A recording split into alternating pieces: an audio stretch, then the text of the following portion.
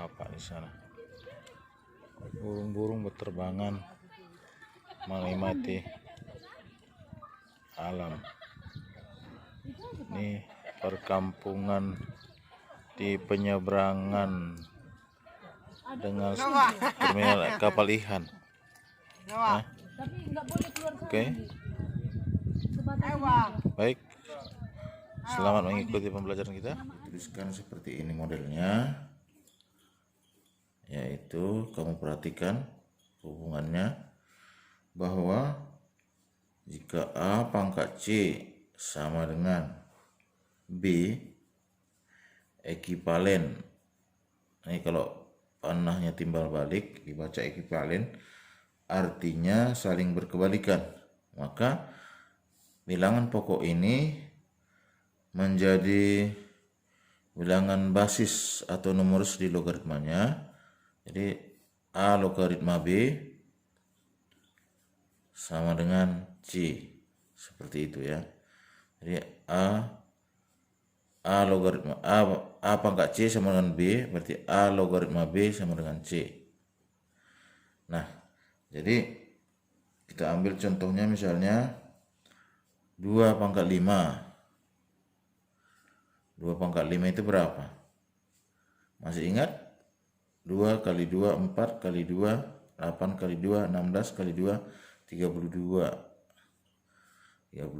Maka timbal balik atau saling berkebalikan dengan 2 logaritma 32 sama dengan 5. Jadi dengan kata lain, bahwa logaritma itu mencari nilai bilangan pokok. Ya, logaritma itu mencari nilai bilangan pokok. Nah,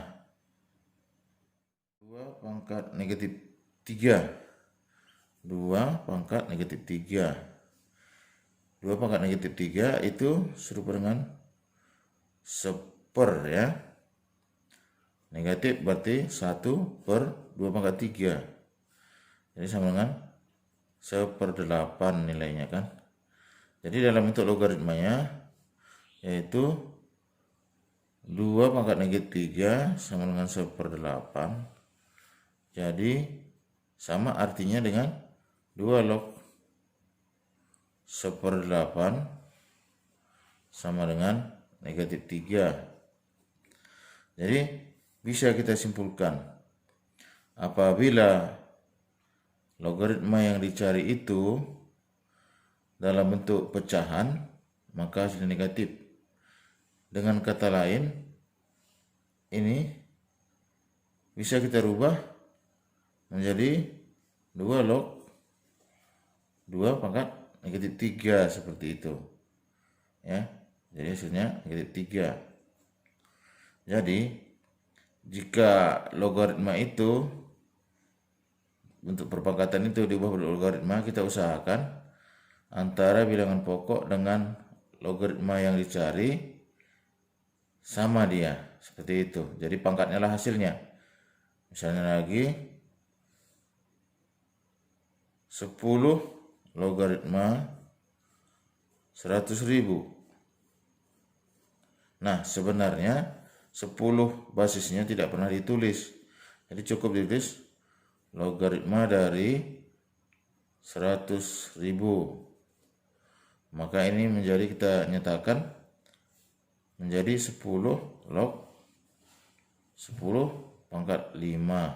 Jadi hasilnya bahwa logaritma 100.000 itu sama dengan 5, seperti itu. Jadi telah Bapak simpulkan tadi bahwa logaritma itu mencari nilai pangkatnya, bahwa ada sifat-sifat logaritma yang harus kita usus.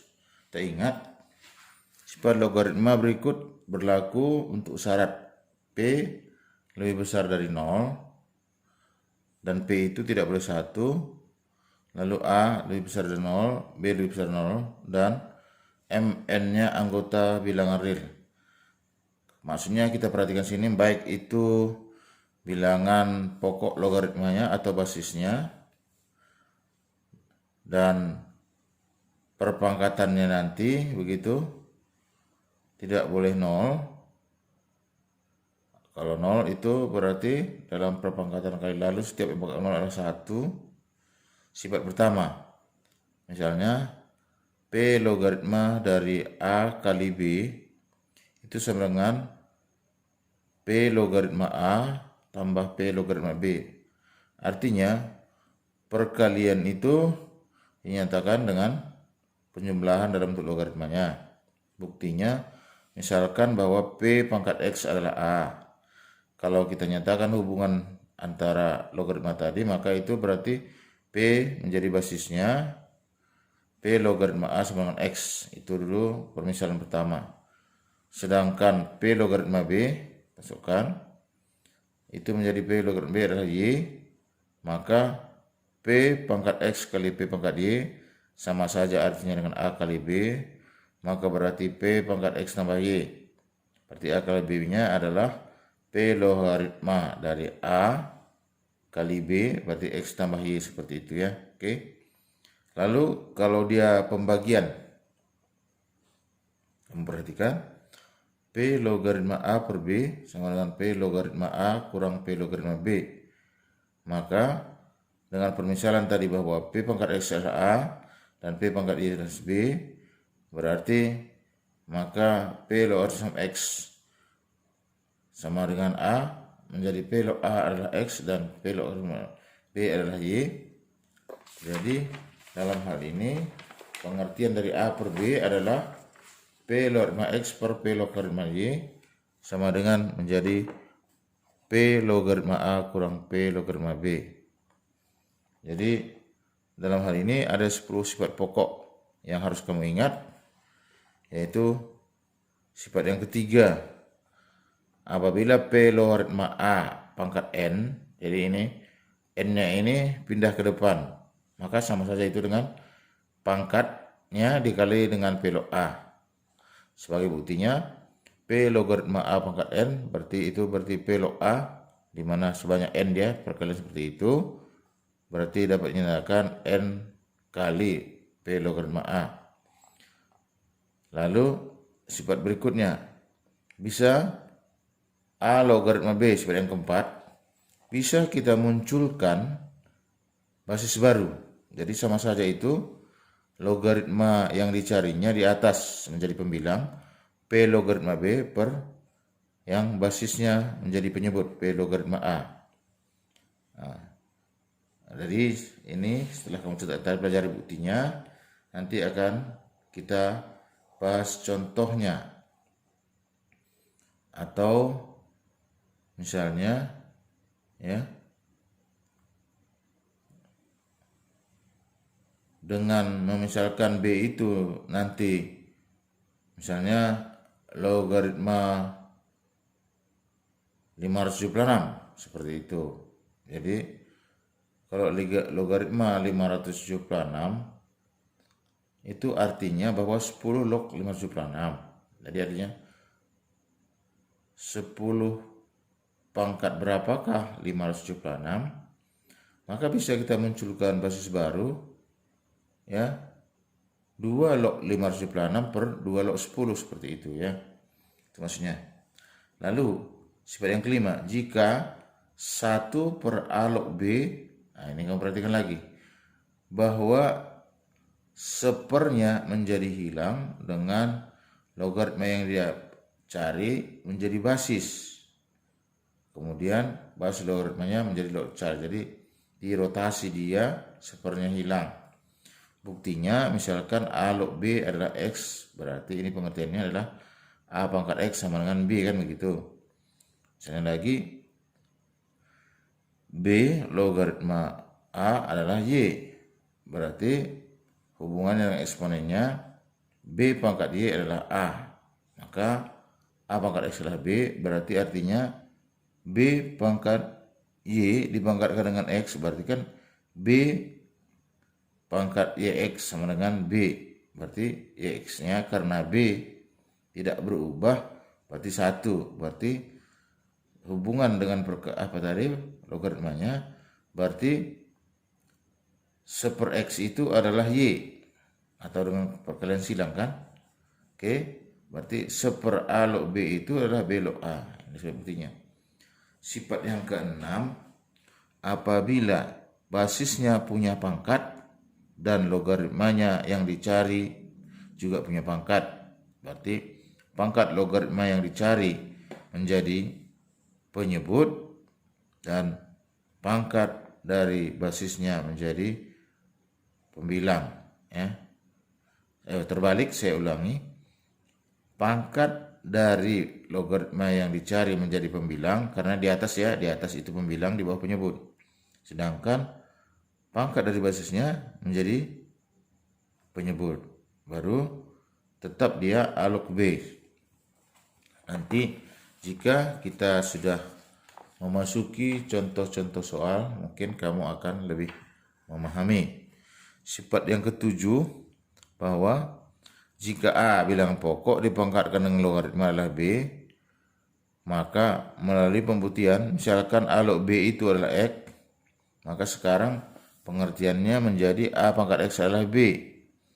Berarti sesuai hubungan berpangkatan, jika A pangkat X adalah B, berarti A pangkatnya tadi adalah, kita misalkan tadi A log B, berarti dia akan menjadi, nah di sini bahwa sesuai dengan sifat tadi, yang sifat yang keempat, A pangkat A kan begitu. Jadi A pangkat A menjadi A log A adalah B, berarti satu pengertiannya ke B. Lalu sifat yang ke-8, P log 1 0, artinya berapapun basisnya, kalau logaritma 1 adalah 0. Lalu ini yang sering kita gunakan mencari masalah nanti, yaitu sifat yang ke-9.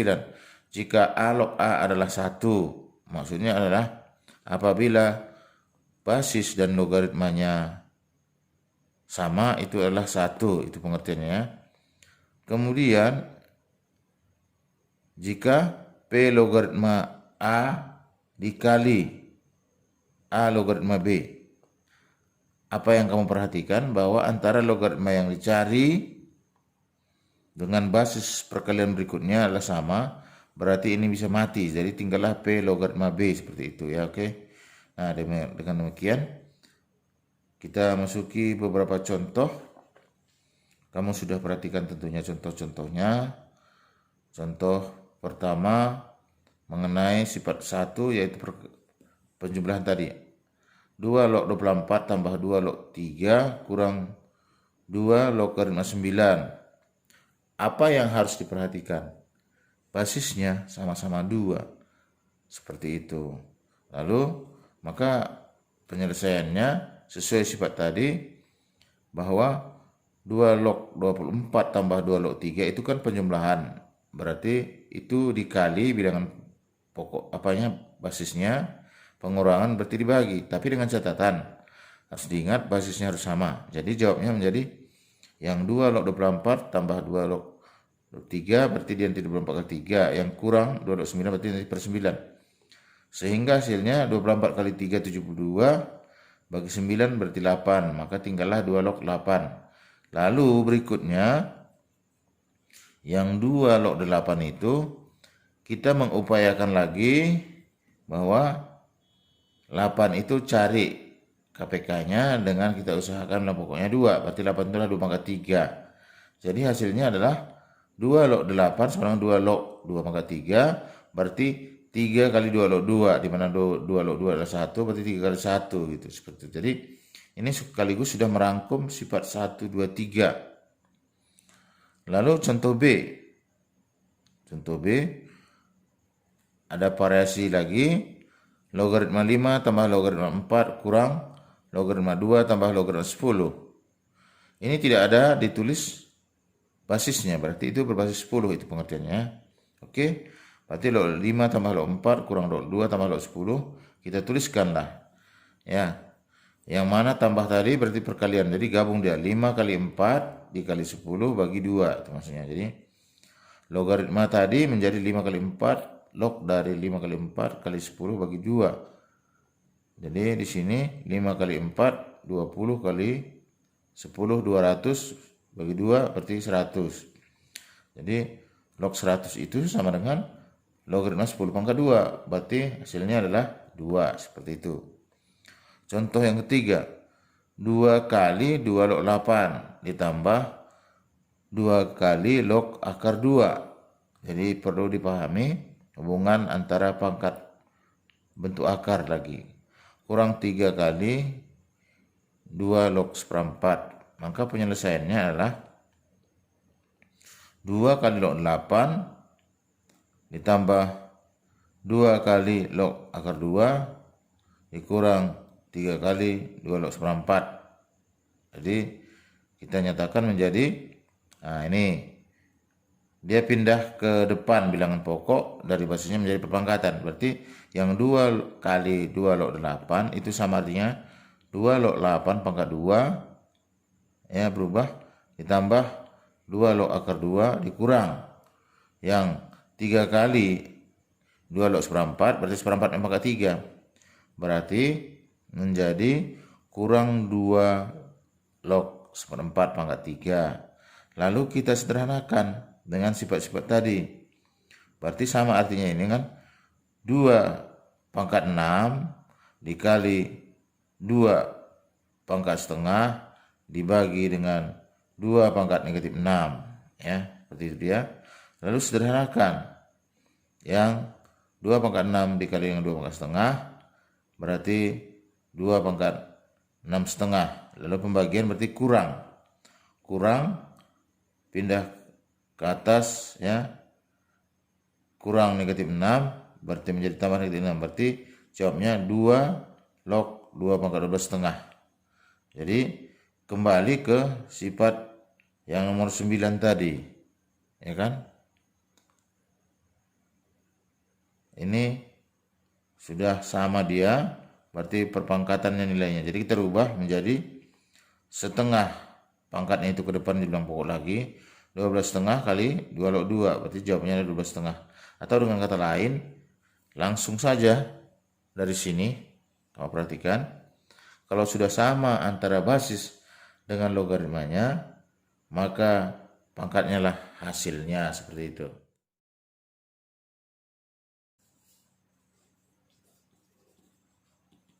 Nomor 1C, lihat yang kamu catat tadi, tentukan nilai tanpa menggunakan alat hitung atau kalkulator. Maksudnya kalkulator itu ada di HP, jadi tanpa HP kita pakai sifat-sifat tadi maksudnya, yaitu 1C 36 logaritma 216. Berapa nilainya ini? Lalu kita harus mengikuti sifat yang mana yang kita bawa kemari. Maka hubungan antara 36 dan 216 ini boleh kita rubah dengan mengacu kepada sifat yang A log A sama dengan 1, artinya antara basis dan logaritma cari harus sama. Arti ini kita rubah menjadi 6 pangkat 2. Logaritma yang 216 itu 6 pangkat berapa? Nah, coba kita bagi 216 dibagi 6, jadi 216 bagi 6, 21 bagi 6 dapat 3. Jadi 1 kurang 3, 6, 18, 1 kurang 18, 3. Jadi berarti bisa menjadi 3 pangkat 6. 6 pangkat 3 ya, terbalik. 6 pangkat 3. Nah, 6 kali 6, 36. 6 pangkat 3, 6 kali 6, 36 kali 6, 216. Jadi tadi kan ada sifat bahwa dia P pangkat N logaritma misalnya Q pangkat M, maka sama dengan ini M per N kali P log Q, kan begitu.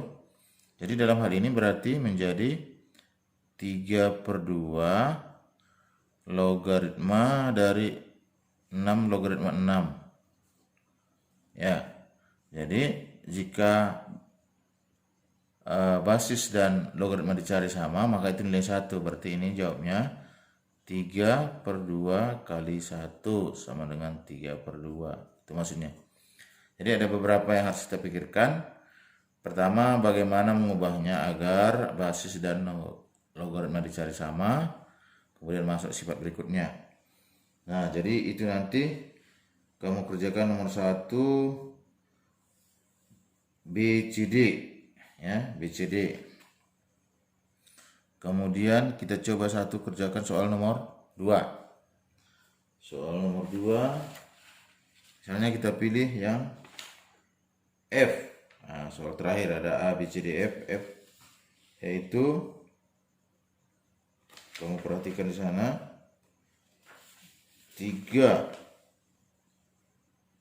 2F 3 logaritma 27 ditambah 5 logaritma 1/25, kemudian dikurang logaritma 0,0001. Jadi di sini cara menyelesaikannya masih mendekati upaya tadi. Kita usahakan antara basis dan logaritma yang sama. Berarti ini menjadi 3 logaritma 3/3 ditambah di sini menjadi 5 logaritma 5 ya. 1/125 itu sama dengan 1/25 itu sama dengan 1/5/2. Baru kurang. Ini tidak ada basisnya, berarti basis 10. Maka ini artinya dengan 1/10.000. Berarti logaritma 10⁻⁴. Oke. Nah, ini sama saja dengan yang tadi, berarti ini pangkat 1 kan. 3/1 kali 3 log 3. Seperti itu. Tambah -2 kali 5 log 5. Kurang -4 kali log 10. Itu artinya. Jadi log 10 dari 10 log 10 sama dengan 1.